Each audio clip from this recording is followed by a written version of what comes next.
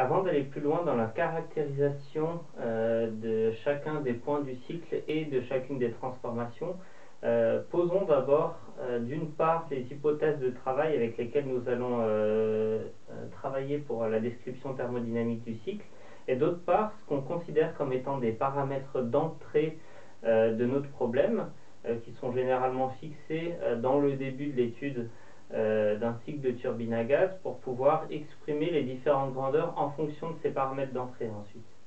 Alors d'abord pour les hypothèses, la première hypothèse que nous allons faire, mais que nous faisons à chaque fois, c'est le fait qu'on est en régime permanent. Donc il n'y a ni stockage ni déstockage de chaleur ou de masse dans les différents éléments. Ça c'est une hypothèse qu'on a fait à chaque fois dans le cadre de ce cours. Deuxième hypothèse, on considère que le fluide de travail est un gaz parfait. Alors le fluide de travail, comme on l'a vu précédemment, dans le cadre d'un cycle ouvert, ça peut être de l'air, de la fumée à une autre partie du cycle. Ici, dans le cadre d'un cycle fermé, on peut prendre n'importe quel gaz, mais de manière générale, c'est une hypothèse qui est valide, étant donné qu'on est très très loin des conditions de liquéfaction de ce type de fluide, donc il se comporte comme un gaz parfait. Donc celle-ci, on n'aura pas forcément besoin de revenir sur cette hypothèse. Troisième hypothèse, dans le cadre d'un cycle de Joule idéal, donc le premier cadre dans lequel on s'est placé, on considère que les compressions et les détentes sont réversibles, et on reviendra dans la section suivante dans le cadre du cycle de Joule réel sur cette hypothèse pour prendre en compte les irréversibilités pendant les changements de pression du fluide. Et enfin, nous considérons non seulement que nous avons un gaz parfait, mais un gaz parfait idéal avec des CP et des CV qui sont constants et homogènes sur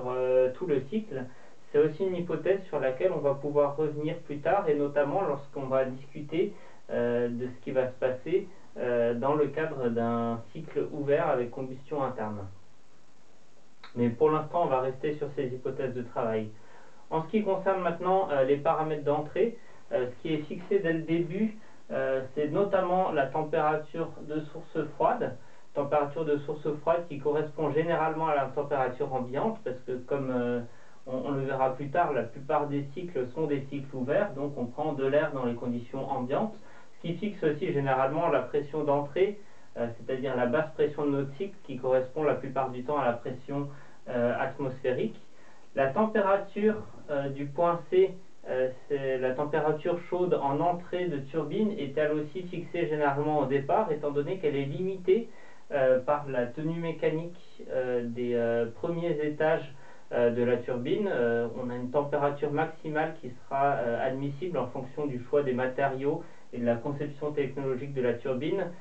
qui va nous interdire d'aller à une température supérieure à une température limite. On va généralement se placer à cette température limite pour avoir le meilleur rendement du cycle. Ensuite, on considère comme étant un paramètre d'entrée delta, le ratio de pression aux bornes, que ce soit du compresseur